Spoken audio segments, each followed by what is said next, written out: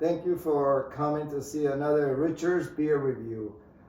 Today I have a Texas beer, and this one is called the Billy Pickett Porter. It's Texas Beer Company. That's the brewery, and the name of this particular beer is Billy Pickett Porter. So Texas Beer Company is in Tyler, Texas. And Tyler, Texas is just northeast of Austin, Texas. So it's about 45 minutes if you live in Austin, and about 4 hours if you live in Houston. So one of their things that they're known by Tyler Beer Company is that they are brewed by the sun, which means that the beer is brewed entirely by solar power. So that's a big thing for them, especially if they're close to Austin. But Bill Pickett Porter is named after a famous black rodeo guy that was the first black man inducted into the Rodeo Hall of Fame. So he's somewhere of a very important famous person, especially in Tyler. So that's where that they named this in honor of him. So this is a porter ale, and what does that mean? Now this is a dark beer. As a matter of fact, I'm going to show you guys. Oh, this beer is obviously in a can, but it doesn't mean that it's a lesser quality or a cheaper beer. It might have meant that in the past, but not anymore. Some of the best breweries in the United States, best microbreweries, are finding that they can maintain the pressure and the quality of the beer just as well and less expensive to can it. So it doesn't mean any longer that a can is a cheap beer like it used to in the past. So when you pour a porter, it looks very, very dark. So this beer is a porter. It's a very dark beer, and it looks just like a stout that I reviewed last week.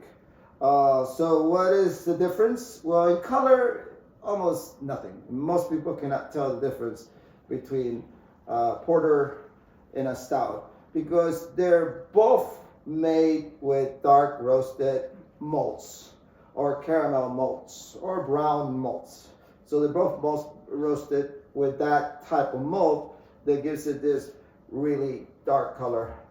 Now, no matter how many YouTube videos you watch or history books on beer, there's a lot of different history beliefs on what became a porter and what became a stout, one or the other. But what it is pretty much commonly agree about in most beer historians is that the word stout was started to use first.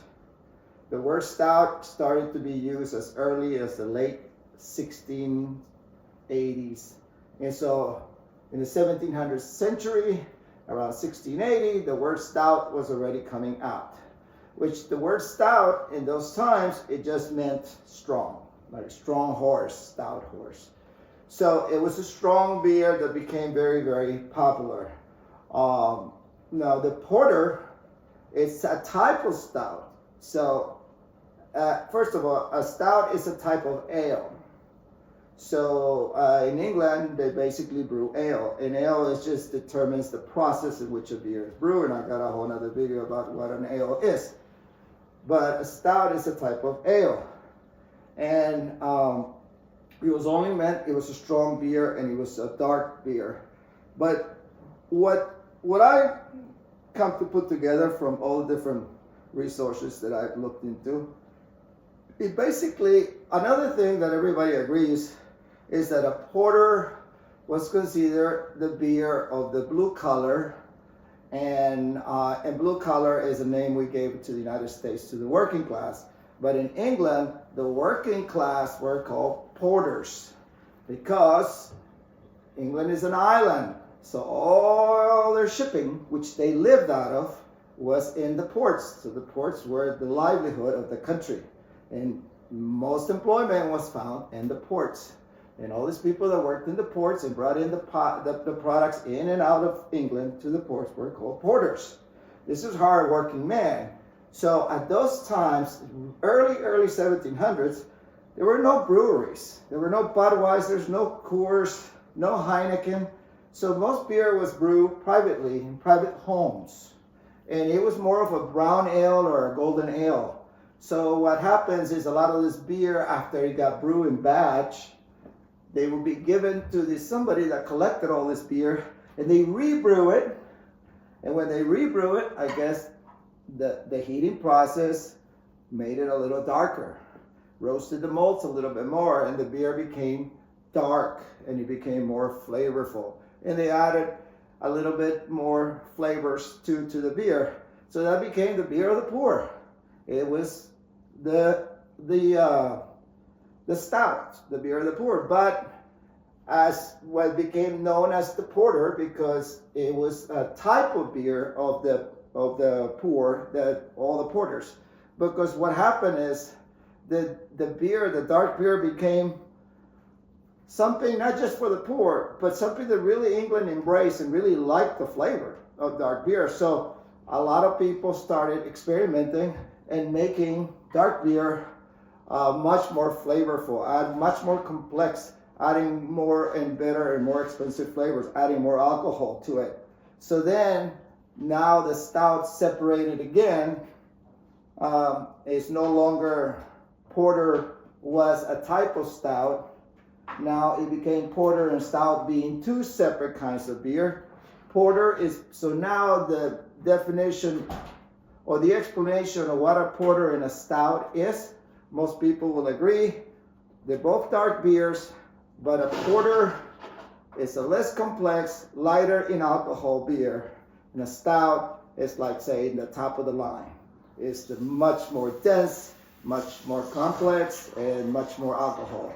So a porter will have, on average, 6.5% alcohol. While a stout, those things can go, on average, they'll have like 9-10%, but they can go to 16-17. So if you want to look at the top beer of a brewery, that will be the stout. And imperial stout takes it even to the next level, because actually stouts go up to about 10. You go up to about 15, 16 with imperial stouts, and then stouts get into barrel aged bourbon, whiskey barrels, which porters for the most part don't, because they're the beer of the people.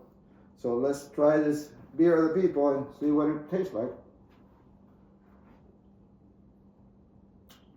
It's really good. It's really, really, really good. And it's actually tastes exactly like the definition. I would say, to sum it all up, a porter is a lighter stout. So if you want a delicious tasting beer like a stout, but not ready to be drinking 10% alcohol because of the circumstances, situation, maybe you're in dinner, a porter is an excellent choice. And cheers to Texas Beer Company in Tyler, and cheers to Mr. Bill Pickett. This beer is in honor of him. Hope you enjoy this Richard beer review. Thank you. Hey guys, something I almost forgot to mention in the video of porters and stouts and talking about this beer is that porters, like I mentioned, are lighter stouts. So if you have a friend that is maybe a little afraid of trying dark beers, if they like coffee or they like dark chocolate, remind them that most of the flavor of dark chocolate comes from the roasting of the coffee beans, and the flavor of the dark chocolate comes from the roasting of the cocoa beans. So the porter gets a lot of his flavor, his caramel flavor, his cocoa flavor or chocolate flavor, and his coffee flavor from the roasting. because those beers do not contain either coffee or chocolate. So it comes from the roasted, and you get those flavors and aroma in a porter just like you do in a stout. So a porter is a great introduction into dark beers. So that's why Guinness is so popular, because even though Guinness considers itself a stout, because technically porters are stouts, but they're really more in the porter category because they're a lighter stout. So they're lighter in alcohol. So a porter is a great intro into the world of dark beers. Thank you again. See you later.